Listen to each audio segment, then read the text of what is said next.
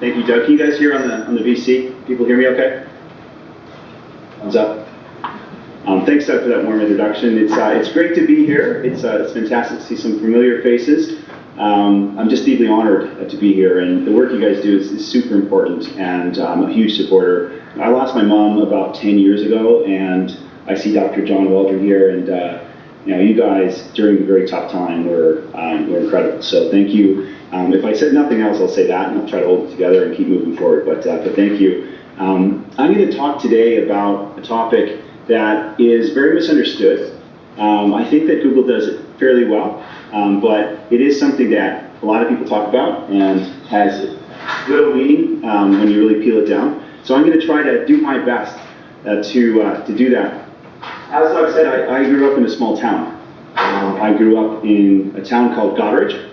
Not sure if many of you have ever been there. It's a great little town overlooking the Maitland River. And as Doug said, I did grow up on the floor of my parents' Canadian Tire store. And this is back in the day when when Canadian Tire was like little more than the corner store. And we had those products stacked from the floor to the ceiling, and you can barely squeeze past the person next to you. So I apprenticed as a bike builder and a barbecue builder and a janitor on the floor of my Canadian Tire, my parents' Canadian Tire store. I remember distinctly when it comes to innovation, the day that the microfiche arrived, and that was a big deal because that meant we could look up products in about 5 minutes, which is kind of crazy when you think about it today. We measure stuff at Google in milliseconds, right? So 5 minutes to milliseconds is quite a long way, but that's where I'm coming from. I'm going to share my perspectives on innovation. And I'm going to talk about something really weird. To start, I'm going to talk about toast and toasters. And you might say, why the heck is this guy talking about toasters? I like toast, and I'm frustrated that I burn toast every once in a while. So I think about this kind of stuff a lot. And I found that a timer on a toaster is a great innovation, right? You can set a timer, and it actually doesn't burn your toast most of the time. But I have a question for you. Most of you, I assume, have a smartphone of some form. How much do you think the hardware for the phone itself, just the component, if you were to buy them in bulk, what do you think that would cost? You need to shout out. $5. Yeah, you're in the range, right? Like you're talking about $10. So my question to you is, why don't we have phones on the inside of toasters so that we would ensure that we get the perfect toast? And I would pay an extra 15, 20, hey, $30 for that toaster because I like toast, right? That's a stupid example, but my point is innovation is everywhere, or the opportunity to innovate is everywhere, right? And this is something that I'm deeply grateful to work alongside with people like Larry Page. This is how Larry thinks about everything. I actually kind of feel sorry for him because he looks at life and he sees an opportunity for innovation everywhere. So that's what I wanted to start off by encouraging that level of thinking. It often helps to define what you mean. Right? So I'm going to start off by defining. When we talk about innovation, as I said, it's very misunderstood. Innovation, I had the team look this up, is 33,000 times. It's referenced. The word innovation is referenced 33,000 times in annual reports just last year. Right? 43% of executives say they have a chief innovation officer. So it's definitely something that's talked about a lot, but I think it's actually, again, misunderstood. So what do we mean when we talk about innovation? The first is new. It has to be something that is new. It can't be repackaging of a product or a service or a drug. So it has to be functionally new, and that's just kind of the most obvious point. The second is it has to be surprising. So one of my favorite quotes is from Henry Ford. He said, if I'd asked my customers what they wanted, I would have got a faster horse that ate less. So this notion of surprising, and Steve Jobs famously talks that don't listen to your customers, right? It's hard for them to wrap their minds around something that's radically new and different. So this notion of surprise, users and customers and consumers can't often express what they want. These latent needs are hard to find. So it has to be surprising. You can't just repackage things if you're really going to talk about innovation. And the last is radically useful. So it has to have big impact. And in the business world, we talk about cost and performance, right? So it has to radically shift the cost-performance trade-off in some meaningful way, okay? So that's what we're going to talk about today. This is how we think about innovation at Google. And again, like I am deeply inspired by your work. We were just talking about the stuff, Dr. Tak Mak. I've had a chance to meet, David over here and Dr. Jaffrey's work. The stuff you guys are doing is incredibly innovative. So I feel like I could, I could sit in the audience and listen to you guys. But anyway, I think that's fantastic. So let's go into this a little bit. And the way to think about this is threefold. For the way that we think about innovation is threefold. And the first, and I'd argue the most important, is mission. Like having a mission that matters. That's the first thing. And then I'll talk a little bit about some principles or the philosophy on innovation, like how we actually think about it. And then as importantly, I'll talk about how we actually do it, right? Because that's the biggest gap. The difference between what people say and what they actually do is really where I think most people fall down. So I like to call them the 8 notions of innovation. I'm going to build them through. We're going to dive into each of them. It's early in the morning, so I brought some video. I learned that at business school. Very few other things, but video always helps in a large group, so we'll have some fun with video. But as I said, the first is really having a mission that matters, and I'll go into this one a little bit. The second is that innovation comes from everywhere, from the top of an organization, and importantly, at the bottom of organizations. So we'll talk about that as well. Focusing on the user. Most companies and most organizations talk about user centricity. We really mean it, and great companies that innovate do. Think big. So we talk about moonshots at Google, and we'll have some fun with that because it's really a key part of what we do, and it's a key part, I think, again, of innovation. Bet on technical insight. It's so important to actually take a look at where the world is going and try to, as Wayne Gretzky said, skate to where the puck's going to be. Ship and iterate. This is really important. A lot of people tend to want everything to be perfect, and I can imagine in a regulated environment that there is a tendency for everything to be buttoned up before you actually put something into the market, and I understand that. But we like to talk about shipping products and iterating. Default to open. This is open in the broadest sense of the word. Open source. Open platforms, and so forth. I'll go into that. And then lastly is fail well, right? We as Canadians, I think, sometimes struggle with failure. It's interesting when I often talk about a parallel to hockey. Right? I love hockey. I don't drink coffee, so sorry on the Tim's part. But hockey is great, right? We have we have kids who are able to fail and fall down and get back up and then be supported at every step of the way in this country. And I think there's a nice parallel there towards innovation. Sound good? And you guys, just stop me, by the way. This is like you fire questions away. We will leave time at the end, of course, for you guys to ask me whatever is on your mind. But we're going to dive into each of these. And I want to start with again, the first, having a mission that matters. So our mission is to organize the world's information and make it universally accessible and useful. And it has the ability to touch many, many lives. And the story I want to tell about our mission is interesting. In the devastation in Japan, in the tsunamis and the earthquake, I was really proud of my company because within minutes, we'd done something called the People Finder. Because if you think about it, when tragedy strikes on that scale, whether it was the Boston bombing or even recently in Calgary with the floods, right? What's the most important piece of information, right? What do you think is? Where are my loved ones? Exactly. Like, where are they? And if you're the loved one that is disconnected from your family, you want to say, hey, I'm here, I'm okay. This is a picture of what was literally happening in Japan during that devastating time. So again, within 90 minutes of this happening, of this devastation happening, a team of engineers put together the People Finder. And it was very simple. It was basically automating what was happening on these boards all over Japan. And again, it's a simple information, but when people feel connected to your mission, they do things like that. No one told them to do that. They just took it and ran with it, and that's part of the mission. So it's an obvious thing, and you guys are in the midst of a great leader who has written a book on the very same thing, right? When people have passion for what they do extraordinary things, and they do it for the right reasons, and they don't need to be told. They feel deeply engaged and empowered to do great things. So that's the very first and most important thing. And again, I think you guys are on the right path.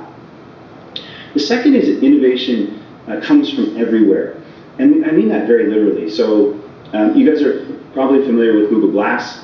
We've seen pictures of it. Here's a picture of it of our leader Sergey. And Google Glass is an example of Sergey, and this is a Sergey-led innovation. Sergey's off doing, as Larry likes to call it. So Sergey's focusing on atoms, and the rest of the organization is focused on bits.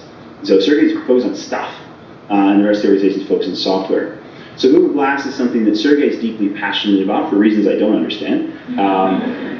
He's out there, but in an amazing way.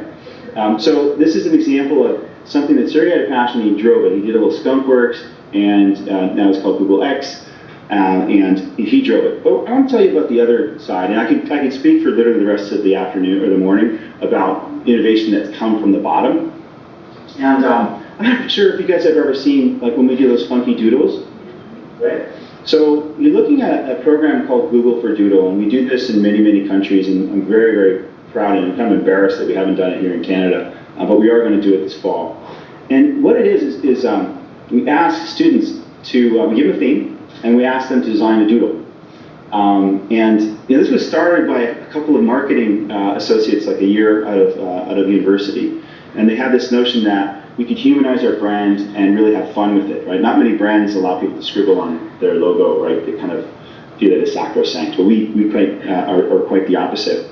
And this is a winner from last year, and I'm going to get this quote right because it's quite important. The theme was what I'd like to do someday, and the winner was Mateo Lopez. He was a second grader from San Francisco, and he said inspiration for his doodle was space life. This is what he called it. Is astronaut Neil Armstrong, and he says his dream is to meet other people in different planets and to go to other planets I haven't been to because I've only been to Earth. I'm like, isn't that awesome?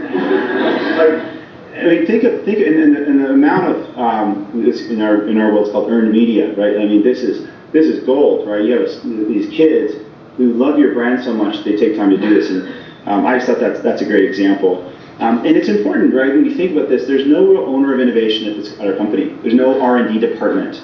It's in our core. It's in who we hire, and it's expected, right? It's not R&D in the department. It's research and development. And an engineer has access to machine time, and that's their obligation if they're going to be a contributing member of our company. And that's just a very important part. I want to tell you about another one. I'm not sure if anyone's seen the Google Art Project. This was started by, again, a young marketing person in Madrid who loved art. And he had this view that it's a tragedy that not everyone in the world could see the Prado gallery because they obviously can't afford to travel. So he had this notion of what if we could take the Street View cars, so Street View, the sort of technology on Street View cars that take pictures of the streets, you've probably seen that as well. And we took them inside, and we took them into art galleries, and used the trillion gigabits of I'm not a technical person, but really high-powered cameras, and take pictures of art, and allow you to zoom in on them and go there. And and again, no one asked him to do this. He just did this, and he got a prototype. I'm going to play a video to show you just how cool this is, and I'll comment on it throughout.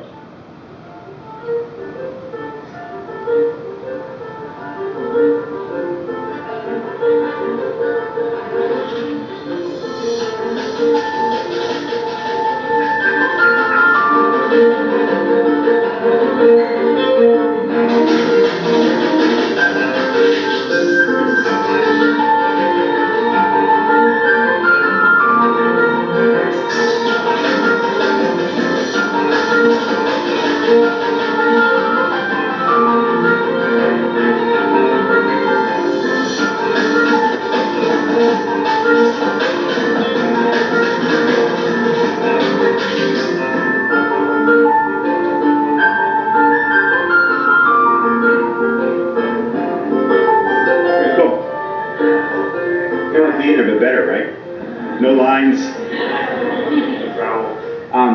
Another interesting thing is, and I think is special, as I've learned about your organization and collaboration across Ontario, for example, and across the country and the world for that matter, is this project was the first time that those art museums collaborated with one another. Isn't that amazing? Like they had no reason to. I guess they had this kind of siloed mentality, and that we're better than so and so. But I think an important part of innovation is collaboration. I think that's very special with what you guys do. So that's again an important part. And again, that's how it works inside of Google. We'll talk about execution throughout, but that's really, really important. It allows these sorts of things to happen. Focus on the user.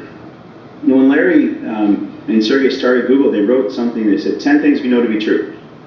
And at the top of the list, and my favorite one is you don't have to wear a suit to be taken seriously, which is always interesting. But at the top of the list was focus on the user, and all else will follow. And I just can't think of a nicer way to say it. And it's more important now than ever. And I'll share a couple of examples as we go through it. But key, you think of our core business of search. It's amazing, and the amount of focus every day on making that great and making it relevant is astounding. We take the view that if people can't spell, it's not their problem, it's ours. Right? If they've got a crappy internet connection, not their problem, it's ours. If they don't know how to type a syntax of a search, we don't care. And the list goes on, right? If they don't know, they don't speak a language, right? Again, we translate it. Again, so it's a very holistic view to say, we're going to focus on the user, and we're going to try and solve every problem that we can even conceive. And search is a great example. And one of those is something called Google Instant. And you may know this or not, but Google Instant is the thing that kind of types it refreshes the results with every keystroke. Right? So I remember this was back in 2009 when we launched this. It was really controversial within the company, and for some reason I was in one of the senior meetings when this topic came up, and it shaves like milliseconds or seconds off of everyone's search because the results come up. You don't hit enter; they just kind of pop up. So you see, in this case, Toronto CANC. It's popped up. Obviously, some results in Princess Margaret, other information on maps, etc. So there's a lot going on here I won't go into, but the point was this was all about the user and saving them time. And interestingly, in this meeting, it's funny because this had a potential to really be disruptive to our advertising business, because normally on the right-hand side, not in this case, but in a lot of cases, they're ads. And like, oh my goodness, what if people didn't click on ads? That'd be kind of a bad thing from a revenue perspective. People didn't care. They said this is going to be about the user. Incidentally, we did test it 2 weeks before, and we found it actually had a very negligible impact, but we would have launched it anyways because we believed it was going to improve the lives of users in some little way, but it's been a great success. The other one I'll point out, and again, I could go into the technical side of this because I'd be out of my depth, but the other thing is this knowledge graph. So if you look at what's going on here a little bit, Princess Margaret Hospital, you see on the right-hand side, all that information has been compiled from a whole bunch of unstructured data. I know a lot of you probably do this type of stuff in the medical field, but no one's provided us that feed, right? I don't know how the heck we know that this building is 72 meters tall, or whether it is in fact. But my point is, yeah, right. I mean, we'll refine this over time too. Like my favorite example, I was doing a demo the other day, and for some reason we were able to, like Canada's Wonderland, like I had young kids and they wanted to go, and I didn't know like what the height requirements were, and that's a big deal for a 7-year-old because you can go on some rides and not others. So I literally spoke into my phone. I said how tall do you have to be to ride Dragonfire? And it came back with the answer. It was just that's incredible. So we're distilling unstructured information from all over the world and presenting it in a we hope a useful way. These are called knowledge cards, and it's a big bet in terms of how we're going about search. And again, it's the core premise that we're focusing on the user. We're really putting this information first. So that's another example. And the other is something called Google Now. So if you want to think about what we're trying to do at the highest level with searches, it's really to answer questions about your world, and I mean your world. So one thing we're testing right now is, show me photos of, from, Calgary, or show me photos I took at my house. So it's becoming more relevant and personalized. But it's answering questions about anything you have in the world. One. Two is converse. So if this is a bad example today, but maybe not, it's supposed to rain. But it's like, instead of saying, what is the weather? Like, do you ever say that to someone? Like, that's not how we communicate as humans. You'd say things like, should I bring my umbrella today? Right? So if you do this, and if you have Google, you can test it out later, say, should I bring my umbrella today? And it'll say, yes, because it's going to rain today. And it'll speak back to you in a nice voice. So then that notion of communication and conversing, again, is a user focus. The most magical thing I think that Google does is around translation. So we went to the Arctic around this time last year, actually in August, and we taught our maps to speak in Nuktatak, right? Because we wanted to do mapping up there, and it would be useless for the native population who speak Nuktatak. So that's the kind of stuff we do, and allow us to communicate in near real time. And the last thing is prediction, right? So with permission, we actually think that we can help you out, right? So if I'm commuting home, I will get a notice to say, this is the time it's going to take to go home, and there's traffic here. You should take an alternative route. Or it's like, looks at my calendar and says, hey, you should start leaving now for your calendar, for your next calendar thing. I find that useful. And there are many examples of those. So stocks, or I was flying the other day and my boarding card was just there. I read my email and said, here it is. Or I was checking the hotel, it gave me directions to the hotel. So this notion of prediction is all about focusing on the user. And we, again, have a lot of work to do, right? We're in the early days of getting that right. It's a hard problem. Thinking big, I talked about this a little while ago. They also now call this moonshots. And this is like, if you were to be a fly on the wall of a product meeting with Larry Page and his team, the most common thing that he would say is, you're not thinking big enough. Right? And there's a famous quote from Tony Hsieh, the founder of Zappos, is like, whatever you're thinking, think bigger. So when we talk about moonshots, that's of course inspired by JFK's famous speech about putting a man on the moon and returning him safely within a decade. It lives like somewhere between like a really audacious goal and science fiction. And it's the pursuit of 10x, not 10%. Like if you want to make a car, go 5 to 10% more on a liter of gasoline, like you can do that, right? You can tweak the engine and maybe the materials and you can get it. But if you want a car to go like 10 times farther on a liter of gasoline, you have to start from the ground up and rethink the car. And that's what we're talking about. So imagine things like self-driving cars, or books that, putting every book online to read. Or one of our things is Google Fiber, which is 100 times faster internet up and down. And the list goes on. The latest is Project Loon. I'm sure you saw this. This is these balloons we're putting into the sky. They're solar powered, and they beam down internet to Earth. And they kind of hang out in the stratosphere, and we use open source wind data to steer them. So that's going to be kind of cool for Africa and places that don't have the web. Or when tragedy strikes, the ability to float a bunch of balloons up there and have internet infrastructure. I mean, this is the kind of stuff we're talking about, and why this is so important is like it really, when you think that big, it demands collaboration, right? You can't just do things on your own. I think it also unleashes creativity, and I also think it galvanizes all the people that need to do it. And arguably, the most important reason is it attracts the best talent, right? The best talent doesn't work. We want to tinker. Right? They don't want to work on insignificant things, and I know this group knows that. But moonshot thinking inspires people to really tackle audacious goals, and most importantly, again, attracts the right talent. So, and interestingly, at Google, we define people and the best talent by how audacious they are in terms of the work that they want to take on. So that's another thing to think about.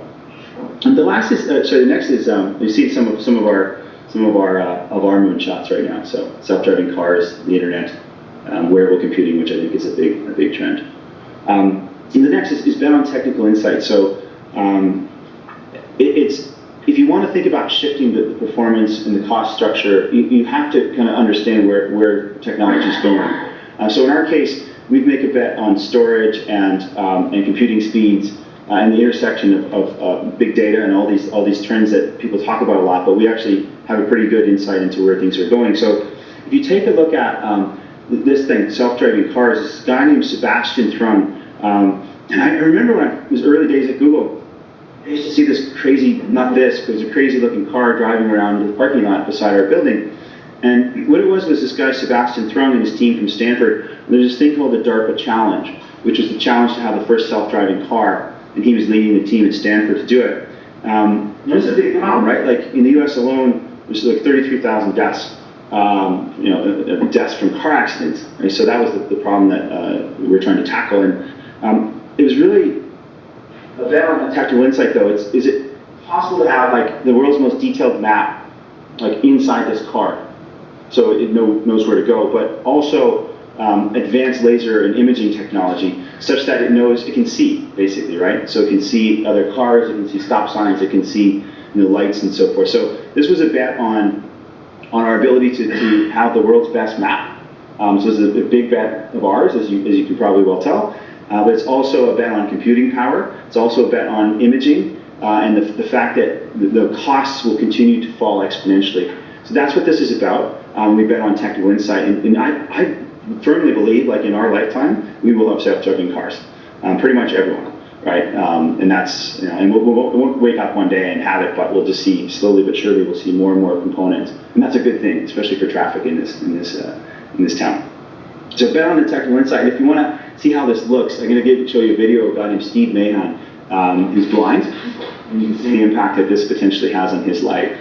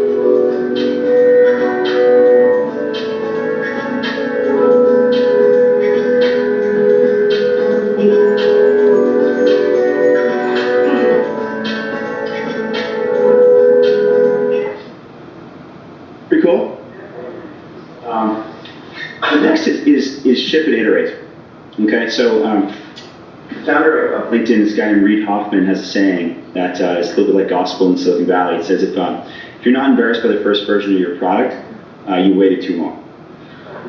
And that might cause a little unease in the medical field, I know, but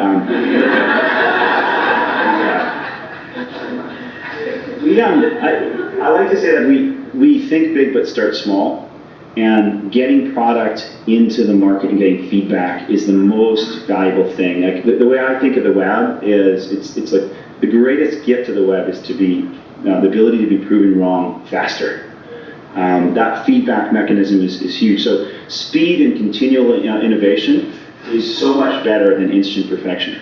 So we really, really believe this. And again, feedback and real-time data is how we do things. So Google does get ideas and crazy ideas from everywhere, but we're actually quite savvy and ruthless when it comes to narrowing them down based on data. Data beats opinion at Google, so that's an important part. And again, I mentioned Google Glass earlier, and I want to show you what the initial prototype looked like. Like it's basically a cell phone taped to the side of a pair of like shooting goggles, near as I can tell, with a huge backpack. But the point was, this was done in days. Right? It wasn't like, let's set up the R&D department and study it, and then set up a subcommittee to do this and that. No, it was like from idea to this prototype in days. So that's absolutely essential. Now, of course, this is what it looks like a year later. And I still think this is clunky, right? And I think we'll talk about wearable computing. Again, I'd be interested in your perspectives on it. I think it's transformational, both on the patient side and maybe in the operating room eventually too. Although there's actually a guy who did live stream with the Google Glass, doing a lot of just some surgery with Google Glass on. But my point with this one is launch and iterate, or ship and iterate. And again, I will challenge you guys on that. I think that that's how innovation happens. Waiting for perfection in a fast-moving world where we have so much data is something that I think we rely too much on as a society. So that's that for what that's worth. The other example I'll give you is Chrome. Any Chrome users like the browser? Thank you. We're well on our way to being the #1 browser in Canada. So thanks for your help. But my point with Chrome is it didn't exist. In 2008, it was launched in September of 2008, at a time when Microsoft had #1 share. And the point with Chrome is speed matters. So we bet on a technical insight that a faster, more secure web would be great. So there's a technical innovation there. We thought we could win, and that happened to be really true in developing countries with crappy internet speeds, where the browser would be materially different. But it's the shipping and iterate. The reason why Chrome went from nothing, like 0% market share in 2008, to the #1 browser today in the world, which it is we launched an improvement every 6 weeks. And we have every 6 weeks since we launched. So my point is, you can do astounding things if you embrace this technology and this belief that you can launch things and iterate along the way, as opposed to instant perfection. And I had these discussions with a lot of Canadian executives all the time. They're like, well, we've got 2 out of the 5 functionality that we need in this product, and we're just going to wait until we have all 5. And I'm like, well, that's wrong, right? Like, how do you know you've got the right? How do you know you have the right 5 things? And by the way, like today, especially younger generations, they'll tolerate it, right? And they'll give you feedback, and if they feel engaged with their products, that's better, and you'll get there faster. So that's a little example with Chrome. We're getting a home stretch here. Default to open. So this is, as I said, is a pretty holistic sense. But we talk about how innovation can happen anywhere in an organization, but we also think it can happen from anywhere in society. So the notion of having open technologies, open platforms, open APIs is a core mission, a core part of what we do at Google. And I'll give you an example. Well, actually, just to tell you too, it's not like some philanthropic thing, right? I mean, I think some parts of the open source community is all about giving back and so forth, and that's great. But we're actually very pragmatic about it. We just think it's a better way to innovate. And I want to give you an example of Google Maps. So get some stats here because they blow my mind. In 2006, 15% of the world's were on a map, on a digital map. 15%. Today, that number is 30%, and rising very, very quickly. And you're looking at something called MapMaker. So I mentioned I was up in the Arctic last August, and we were there when President Carver was there, and we sat down with locals and the elders. We said, like, we want to put your community on the map, and we were expecting a little resistance, but we got quite the opposite. The elders were like, no, technology is the future. We want to be a part of it, and we literally did what we call map up. So if you think of Wikipedia for map, right? It's like Cambridge Bay, Nunavut is now on the map. It didn't exist on the map before. So we literally had the Prime Minister walk in, and while these kids were putting Nunavut, like Cambridge Bay, on the map. It was pretty cool. Like, you think of the pride that the kids were feeling, and it was really electric. And this is what it kind of looks like. This is Lahore, Pakistan, right? And people do this on their own, like in crappy like internet cafes in Pakistan, right? Because they want to feel part of creating a map that's kind of useful for them. So it started off like that, and over the years, that's what it did. And Google didn't do this, right? Users did this. So this is open source. I want to show you another example of just how this actually works. This Karachi this is over time, kind of time-lapse photography, if you will, on the changes that people make. So this is built up over what period of time? Probably a year. Yeah. Well, you guys did it. I was verified for accuracy. But we do have much like Wikipedia does have, we have monitors to basically verify it. So we do quite a bit. It's not to say like, hey, just go create a map. But again, I'll leave it to you guys to kind of interpret open source applications to your business, or to your world. But that's really cool, right? I mean, that's really, really cool. Interesting, maybe sad story. The town where the U.S. found Bin Laden, there was on the Google map, there was a picture of the compound. Like you would probably won presidential medals, 15 presidential medals of some form if you had that information like a few months before. So people are out there putting structures on the map all the time. And there's a whole other story about that in terms of news being broken on Twitter, etc. But my point is, open's a big deal for us, and I believe fundamentally, it's a key part of innovation. And the last is fail well, and we fail all the time as a company. We're not shy. In fact, in my team here in town, I actually celebrate failure sometimes. I want people to feel okay that you can fail. You have to learn from it. Not do it again, of course, but failing is a key part of that. And I've lived in Silicon Valley for off and on for like 12 years before I came back to Canada, and it's not perfect by any stretch, but when it comes to failure, I think I got it right. Right there, it's like a Boy Scout badge of honor. Right, if you want to be taken seriously in Silicon Valley, you have to have had at least one or two failures. And I could again spend all afternoon, and day talking about all of these we failed. I mean, we were going to reinvent email communication with something called Wave. We really screwed up when it came to Buzz. But the point is, we learn from these things, and we actually take components of that failure and morph them into the next product. So it's not like, oh my gosh, all was lost. So that's the last thing I'll say, and I just really want to summarize by just this, and obviously thank you guys, but the mission stuff is the most important. Innovation can come from anywhere. I think that's super, super important to think of. Focusing on the user, thinking moonshots. What's your moonshot? I know you've got some very audacious goals. Bet on the technical insight, ship and iterate, default to open, and fail well. I want to leave you with a little video of Google Glass, just to give you a sense as to what it looks like when you're wearing them. Okay, Glass, roll the video.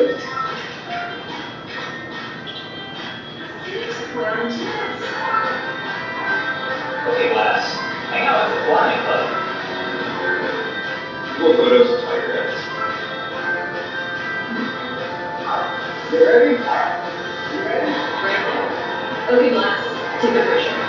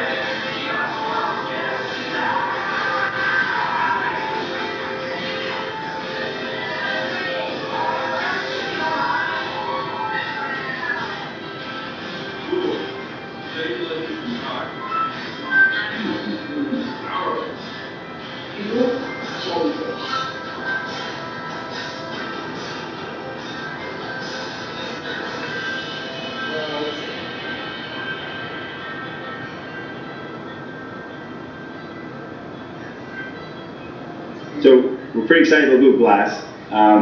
You can see a little bit why. And again, I think wearable computing is a mega trend that, again, we have no idea where I think innovators will take the technology, and that's part of the fun. With that, thank you. It's been a pleasure, and I'll take questions if anyone has any.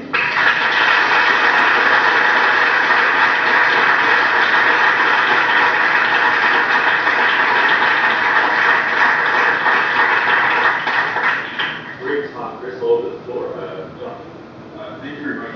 Great talk. I was kind of struck by your discussion, sort of in passing of the Blue Order project. I mentioned that all these huge, famous art museums had never really been working with one another until you guys came along. And I kind of thought that that style of mentality kind of get that in healthcare too, especially with regards to sort of hospitals speaking to each other about the information and various other things. So first of all, how did you convince them? How did you convince these large, probably state institutions to actually collaborate with one another when they've sort of historically not done that? And two, as someone who does information for a living, to say, do you have any insights into how hospitals might be able to better do that, sort of like the failure of the health and all sorts of other communication ventures? Sure. The first question, I'll repeat it, is basically saying, how to get the institutions, the art institutions to collaborate, and then any other insights for how hospitals can maybe collaborate across geographies and specialties. And the first one was like, we just kind of started small, and there was no real risk for them. It wasn't like we sat out and said, oh, we're gonna, like, it wasn't our intent to make them collaborate. We just thought it was a really cool thing. And we started small with a couple of pieces of art. So there's very little risk. And then it became a snowball, and it's now like we're actually in the process of doing this across Canada. We're doing AGO. I feel passionate about doing the Hockey Hall of Fame, so we want to do that. So, but I guess it starts small and de-risk it in some way, but go fast. Right? So like that's the key, and I think those lessons transcend over to the healthcare world, I believe. And Paul and I talked about a lot. I'm pretty passionate about this topic, and I've shared a few crazy ideas with Dr. Waldron, and he's like, "You're crazy," and I'm like, "Yeah, thanks. I know." But I'll keep at it because I think there's so much there. I think that the notion of open science and the ability to stand on the shoulders of giants and continue to build and share information is key. But again, I think the principle of why don't you start small? Why don't you share more and more information with one another and just have a specific mission, right? It could be a small test. It could be a small part of what you guys are describing. I don't know what you're working on, so I can't be specific. But again, I think start small, commit to open data, and innovate on top of that. Do you think it's really collaborate or just agree to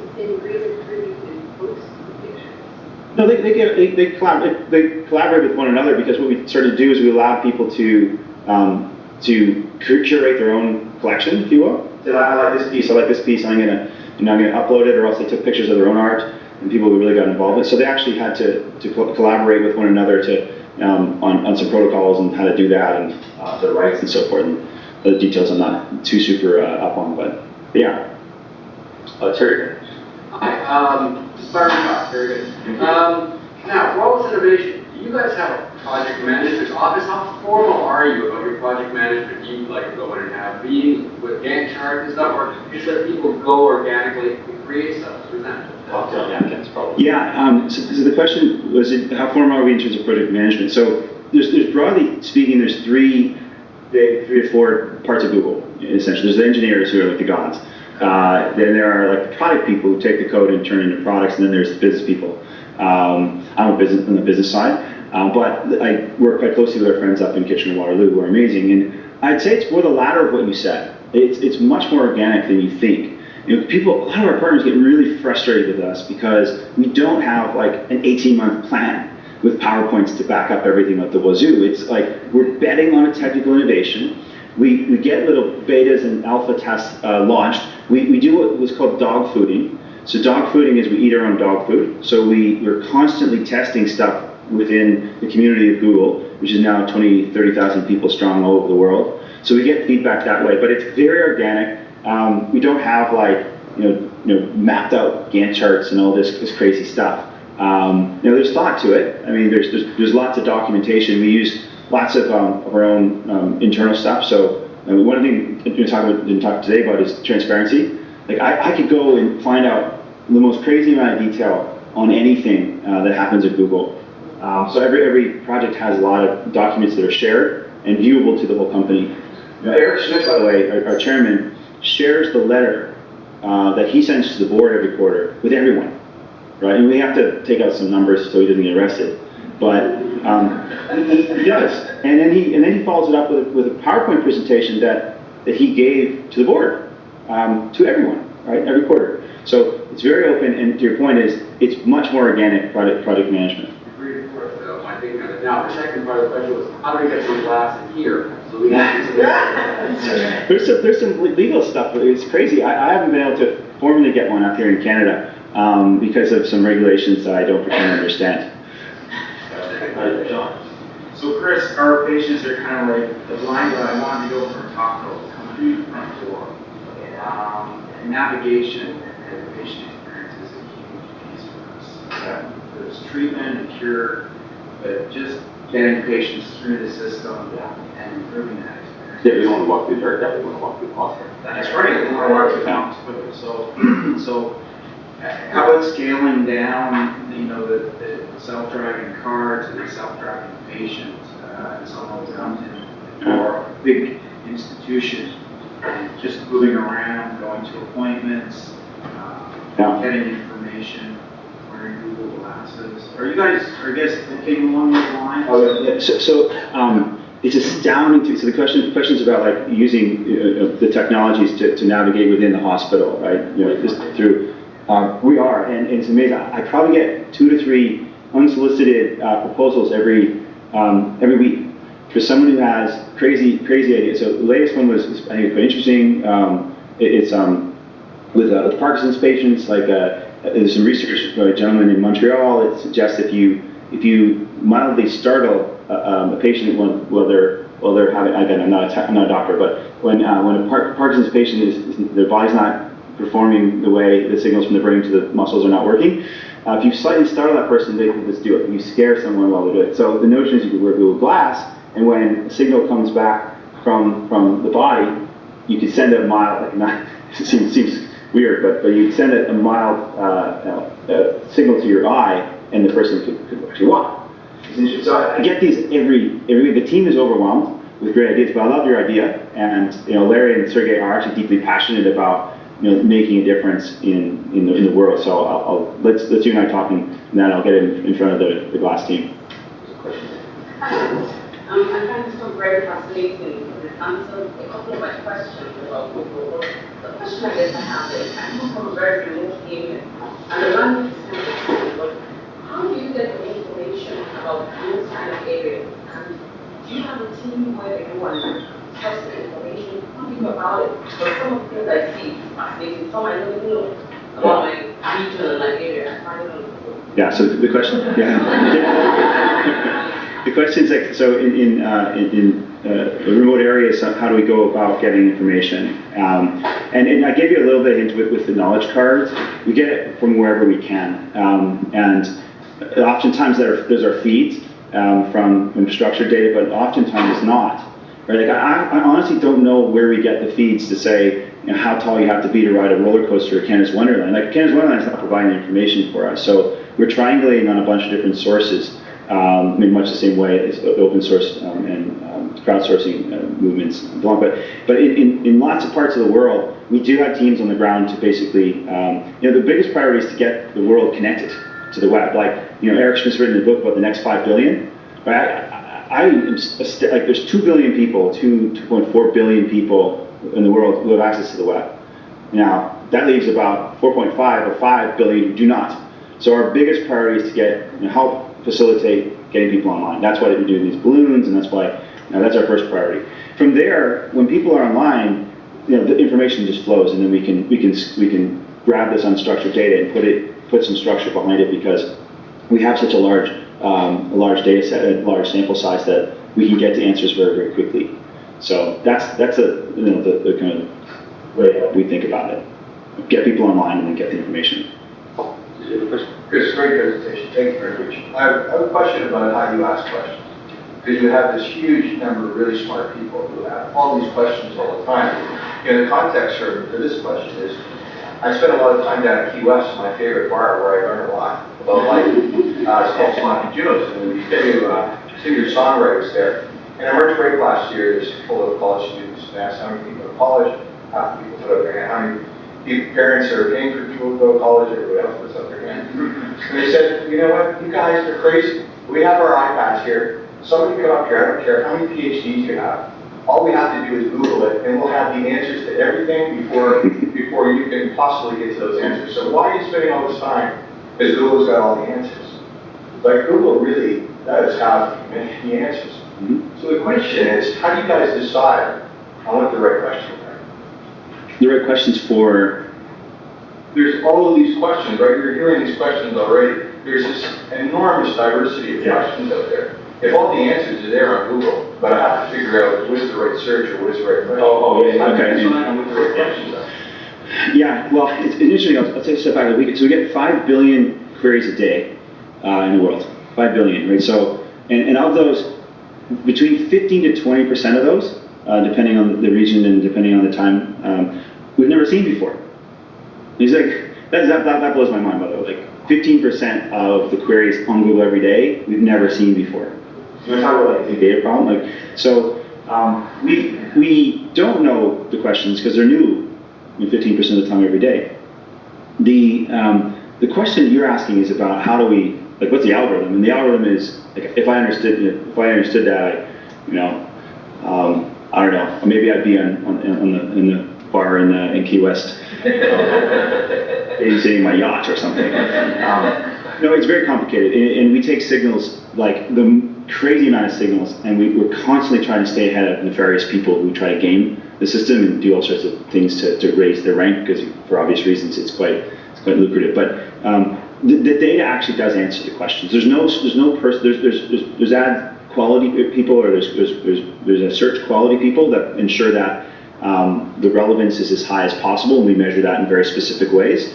But it's not like someone sitting around and saying what should be high and what should be low. We have policies, of course, to protect against the obvious things in the world that are bad and universally bad. And there's another challenge of laws. So we have troubles in China because we have a fundamental difference of opinion on free expression, and that's a part of it as well. So it's very complicated. There's lots of signals in terms of what information to escalate.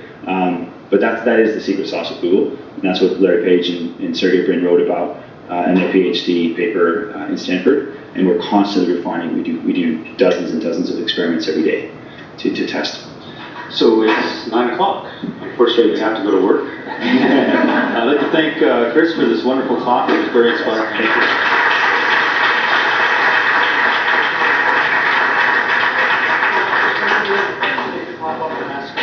Or you can just Google it.